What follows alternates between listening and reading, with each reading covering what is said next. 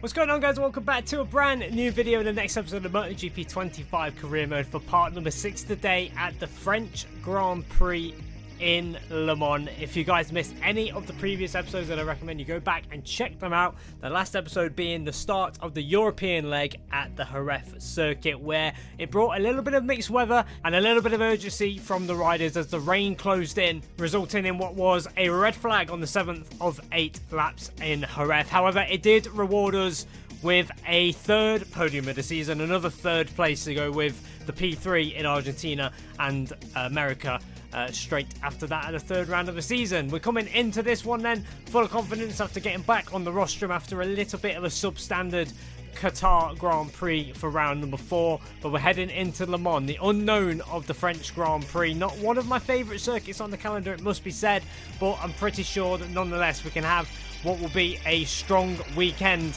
at the French Grand Prix, another iconic circuit on the MotoGP calendar. But we're here in practice under the blue skies of the French Grand Prix, and we are getting practice underway here in Le Mans, getting the Moto3 bike dialed in to this circuit through turn number 1 and turn number 2, the Dunlop, and heading up into the Dunlop chicane, but straight away testing the limits on the brakes, and we get it all wrong and have to run straight through the chicane and under the Dunlop bridge we go. Moving on to what is our second lap in the session. No such dramas this time round, and we are on a lap that is about half a second shy of Bouasseri's top time at this moment in time of 39.593 for him, as we head through the final 2 corners and then into the Cordemon for the end of the lap, and we are going to stop the beam at a 1:40.270. So a good, what's that, about 6/10, yeah, 7/10 shy off Bouasseri's top time at the moment, but it is only the first lap on our first kind of flying lap after obviously getting the chicane wrong earlier on in the session. So just steady building into it, and as you can see, halfway around this second flying lap that we're on, we are 6/10 under and potentially going to challenge Ricky Rossi now at the top of the standings. So Riccardo Rossi, the Italian, leading the way, but as we get to the end of the lap, David Almanza on the Leopard bike has jumped up, and we jump into the 39s with 39.8. That's 3/10 shy of the top time, and then we improve by 0.04 of a second on the very next lap with another 39.8 to just consolidate our P9 in this session. Eddie O'Shea having a strong start, he's in 8th, Bertelli in 7th, Lunetta 6th, Pini in 5th, Bouasseri still inside the top 5 in 4th, Rossi, Uriarte, again, another strong start for the MLAV bike, but as we head onto what is our 5th flying lap, we're going to take the top spot with a 1:39.393, and we maintain P1 for now. But skipping on to the end of the session, everybody's now putting in their fresh soft tyres. They're going for the attack for Q1 and Q2 to get inside that all-important top 14, which we are in at the minute, but we're only in P11 and we're 9/10 adrift of what is now Angel Piqueras at the top of the timesheets. Jose Antonio Rueda in 2nd, Bertelli and Max Quiles is there as well. But as we head through the first chicane, we get a little bit of traffic there coming out with Bertelli.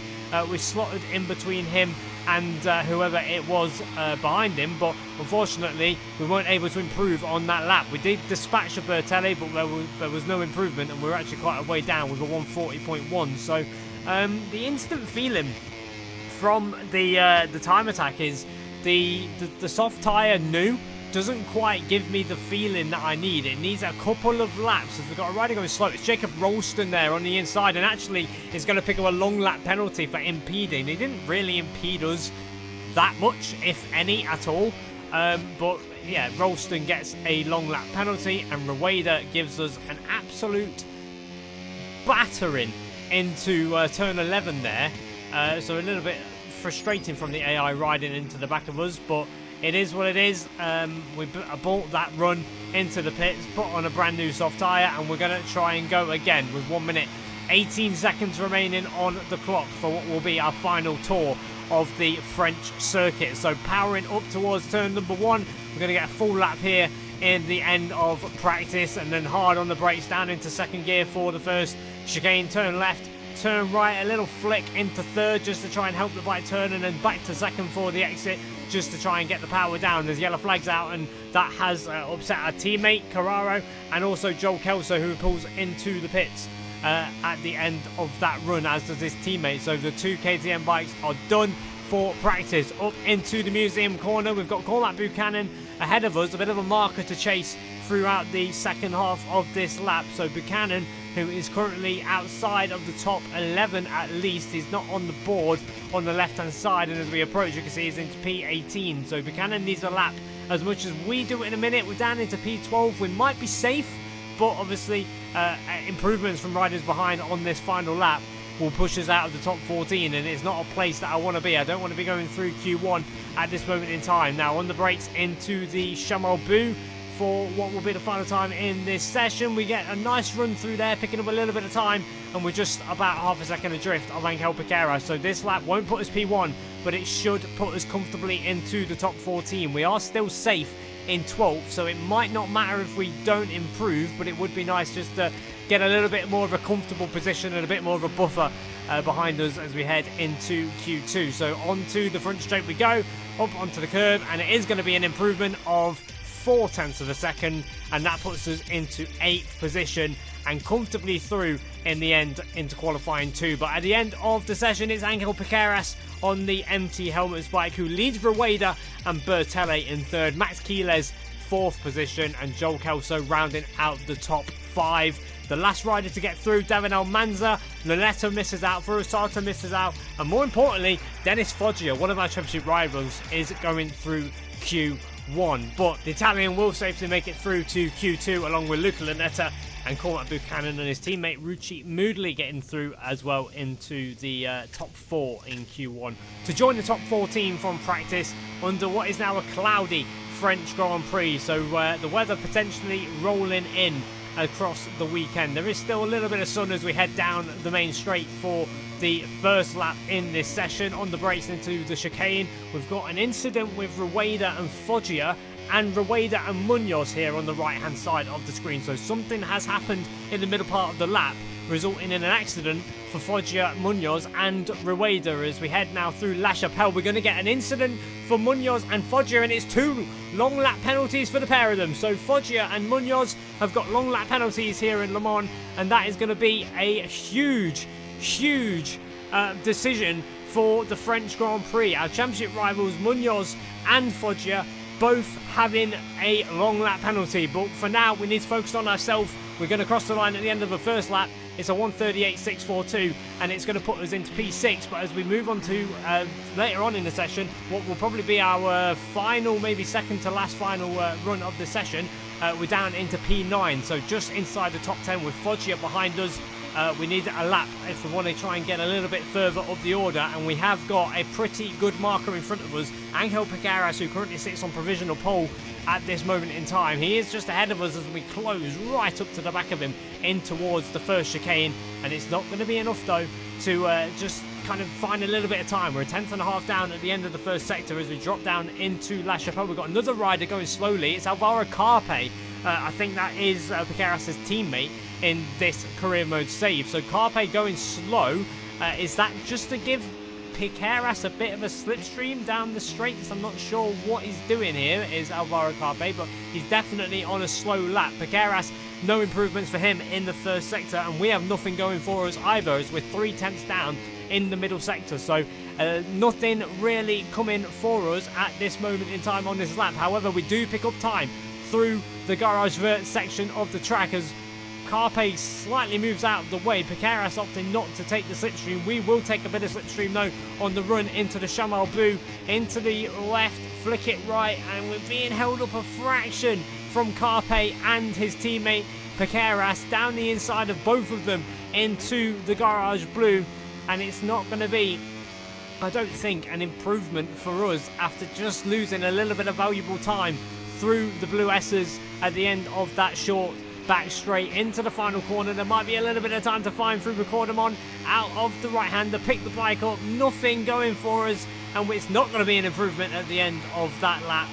And unfortunately, no improvement for us, but it will be a third row start at the French Grand Prix, 9th position, but it is Piqueras on pole, Rueda in second place, joined by his teammate on the front row, Joel Kelso. Munoz heads rows 2 with Carpe and Max Quiles. Lunetta, our rival Fernandez, and we're going to start 9th for the French Grand Prix. Hello and welcome to all you bike fans. We're in France and broadcasting from Le Mans, one of the most iconic circuits in the world. In a few moments, we'll move to the main straight to watch the start of the Moto3 race.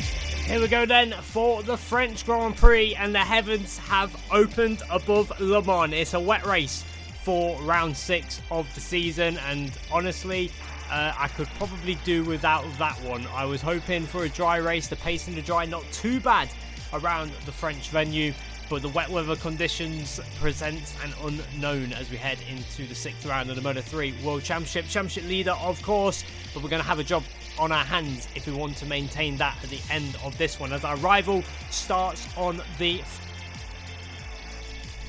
He's joined by Jose Antonio Rueda and Joel Kelso on the front row. The Australian needing a strong result after a bit of a bad run of form for him, crashing out in Jerez, of course, but it is going to be a very interesting battle. Of course, don't forget Munoz, Foggia, Ralston. There are riders in this race with long lap penalties that will come into account. So let's go racing here in Le Mans for round 6 of the season. It's the French Grand Prix and all the riders are lined up on the grid. In a few moments, the lights will go out and the Le Mans race will begin. Here we go then for the French Grand Prix. It's going to be an exciting race, but we'll have to wait and see what unfolds under the rain in Le Mans. The lights are on for the French Grand Prix and we are underway here at Le Mans. It's not a good start. In fact, Stefano Neppa, the only rider who yet to score a point in this championship, runs right up to the back of us. We are running a different number in the race. The game has decided to give me number 27 for this one. Not entirely sure why, but we're going to roll with it. In towards turn 1, we have made up a position, and we're going to make up a couple more as we go up the inside of Foggia. Fernandez, our rival, who is obviously upset with us after the comments made at the end of the last Grand Prix, and we did briefly get ahead of Munoz, but he got his way back through. So Munoz holding P5. Don't forget him and Foggia do have that long lap penalty, so I'm not quite concerned about him and the Italian at the minute, but we do slip back behind Foggia and Adrian Fernandez. We're going to try and see if we can work our way back through on Fernandez. Not quite, but we do get the position back briefly from Foggia, but he's going to come back at us on the run in towards Garage Vert for the first time. A very tricky braking zone, downhill, right-hander, kind of flattens out in the middle, and it's going to be very, very tricky. As we lose the front there briefly, that pushes us wide. Foggia through, but we do get the switchback on the Italian, and it's now going to be side by side as somebody has crashed further back. Somebody also going down at turn number 1. It's Eddie O'Shea at Garage Vert who's gone down, but we're going to try and break on around the outside of Dennis Foggia, and something's happened and we've gone down. We've crashed out of the French Grand Prix. We are somehow able to remount. I was expecting the bike to be damaged to beyond repair there. And as you can see, I'm not entirely sure how to explain that. I'm not sure what's just gone on. I'm looking around in a little bit of perplexion. I'm not entirely sure what has just happened there at the Blue S's, but we are down and out of the race. We're going to get another look at it now as we look to go around the outside of Foggia, and I genuinely cannot explain what happened. I don't know if it's a glitch or I hit some sort of invisible box or what, but the back end lifted up and the front wheel turned right and I was down. But this is what happened on the first lap in towards turn number 1. Marcus Uriarte in the middle of the little group there towards the back, just crashing out of contention. He's able to rejoin, but he's at the back of the field. This is a teammate. It's a disastrous opening lap for the MLab squad. Eddie O'Shea catching the inside curb and crashing out of the race. But back at the front, a group of 6, which is currently being led by Piqueras. It's going to turn into a group of 5 because Munoz and Foggia disappear to go and do their long lap penalty. Munoz actually only losing 2 places there, slips behind the 2 Leopard bikes as we skip on again to lap number 3 this is, and this is a move for the lead from Rueda. So Rueda taking the lead off Piqueras, and also Adrian Fernandez moving his way up into P4 as well. So all change at the front. Meanwhile, for us, it's a bit of a lonely race now. We've got to get our head down. We've got to try and find the rhythm and just see if we can work our way up through the pack. At the minute, we're quite a long way off. A 47.4 is the fastest time of the race from Fernandez, I think it was. We're in the Almanza, my apologies, and we are in the 49.2. So a long way off. We are going to find a big chunk of time on this lap, nearly a second, and we cross the line, but it's still at 48.3, so 9/10 of a second adrift of the leading pace in this race. But as we head in towards Museum for the fourth time, we've got a yellow flag, we've got a couple of riders down, Lunetta is down, and Buchanan is also out of the race. So something has happened between them two, I think, at the Museum corner, but it does of course promote us into P23, but of course we still run last in this race. We have a look at what happened here with a bit of a glitchy replay camera on the recording to Lunetta, and then Buchanan's gone down as well. So Lunetta touched the inside curb, and I guess as we look on board from Dennis Foggia, Buchanan's going to do exactly the same. He touches the inside curb and the white line at Museum corner, and he slides out of contention. Meanwhile, back at the front, Rueda's starting to stretch Piqueras a little bit of breathing space for the KTM riders. They all stream through the Blue S's. Kelso's still there in third. It looks like he's just biding his time. Of course, he was quick in the wet conditions at Thailand, battling his teammate to the very, very end as they head now through this snaking right-left section through the left-hander now. Kelso closing up to the back of Piqueras as we head into the final two corners on the track, but no way through for him, and it remains as you were, Rueda leading Piqueras and Kelso. Meanwhile, we have found our groove at the back of the field. We've set the fastest lap of the race, but we still haven't made any inroads to the group in front, really. The gap is just about 7/10 of a second, but a big dive to the inside into turn one to eat into the gap of Jacob Ralston, and this fierce battle for what will be about P19, P18, I think, with Scott Ogden there on the CIP bike. But again, can't really find our way through at this moment in time. Now back into the Blue S's, where it all went wrong for us on the opening lap. We catch the inside curb there and then end up with a track limits warning. So far from ideal. We nearly went the most of the race without a track limits warning, but on lap number 5 we pick up the first one by just touching the inside of the Blue S's. But we are maybe potentially going to line up a move here on Jacob Ralston. We might go round the outside into the penultimate corner. Moodley looking behind as well, and we get through on him. He's had a bit of a difficult race as well, because he was one of the names that managed to get through into the top 4 at Q1 to join that previous 14 into Q2. So he's gone backwards from what would be a minimum of 18, well, best of 18th on the grid, no lower than that, and he's now found himself behind us in what will be P22 for him, and it actually has been passed by Jacob Ralston now as well. So battling fiercely behind us, Moodley back in front of the KTM Tech 3 bike. So yeah, not an ideal Grand Prix at the minute for many riders, but at the front it's still Rueda leading Piqueras. Kelso still there in third position with Alvaro Carpe in fourth, the two Leopards there in fifth and sixth, and David Munoz, I think that is, just clinging on to the back of this leading six. But no way, I don't think Munoz will be challenging the group ahead. Then there's a group of 3 bikes heading through the first chicane. I think Dennis Foggia might be in that group, maybe Furusato as well, I spotted there. But Rueda a little bit wide. Kelso's gone very wide though, and has relinquished not just third but maybe fourth as well, because one of the Leopard bikes, I think it might be Almanza, has just sneaked his way through. But Kelso's going to have the inside line into Museum, and he does get that move back on the Leopard bike. You can see as we head into the Blue S's for what is the final time on this final lap of the race. Piqueras leading Rueda after a mistake for the Red Bull KTM bike. So Piqueras just now needs to keep it clean through these final couple of corners. Him and Rueda have put a comfortable gap between that chasing group, so it is going to be a battle between these two for what will be the win of the French Grand Prix, that I think is going to go the way of the MT MSI bike of Piqueras. Rueda not close enough. Carpe still there in third, Kelso fourth, and it's going to be a victory for Angel Piqueras. He crosses the line, takes the victory. Rueda second, Carpe third, and it's going to be a disappointing 21st position for us on the River Cold Snipers bike after an earlier fall. Kelso 4th, Fernandez 5th, Almanza in 6th, Munoz in 7th, Nepa on the 658 bike, so it wasn't actually Furusato, it was Nepa who gets his first points of the season. He beat Max Quiles to 8th position, Foggia rounding out the top 10, Barasseri 11th, Noah Detweiler coming home in 12th place on the leading CIP bike, 7.3 seconds adrift of the race victory. We unfortunately, like I say, didn't pick up any points in that race. A disappointing French Grand Prix for us, and actually a disappointing French Grand Prix for the team as well, because our teammate Mr. Nicola Carraro missed out on points as well. He finished 16th position behind Ricky Rossi, Bertelle, Pini down in 13th as well. So a lot of riders not having the greatest result in that one. Pini sitting in 12th in the championship behind Carpe, who's made up 5 places. Piqueras as well, also making up 5 places and into 5th position.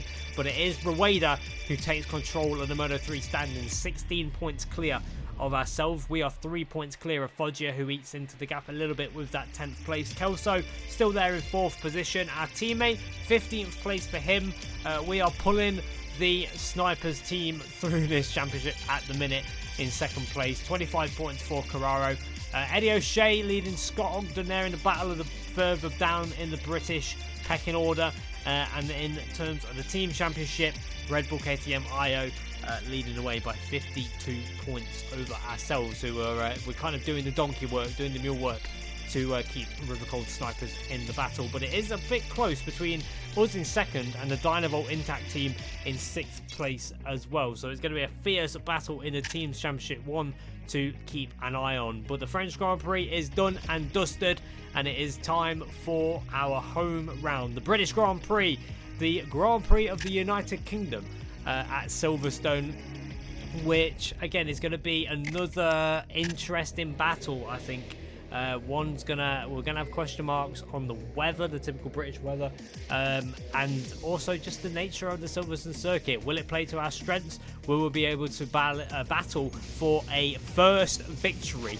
Could our first victory come at the home Grand Prix? We'll have to wait and see next time out, but for now we've got to look at the track engineer, because that race was very, very difficult. The bike was, and I'm glad that it gave me this option, very, very stiff. The early stages of the race, the bike felt stiff. It felt like the tyres was just rock hard. There was no real feeling. And then eventually, by the time it was kind of a little bit too late really to get a bit further up the order, we managed to get the fastest lap of the race, a little bit more feeling from the tyres and the conditions, but it was, like I say, too late. So next up on our calendar, we've got a training at Montlagarde, and then we head to Silverstone for round 7 of the MotoGP World Championship and the Moto3 World Championship as well. So there we go. That is it for round number 6 and our time in France. We now head to the United Kingdom, our home Grand Prix, where we're still chasing that first victory, and I hope it will come at home. So until then, thank you for watching. If you enjoyed the video, hit the like button, hit subscribe, and I'll see you for the home Grand Prix next time out at Silverstone. So until then, goodbye.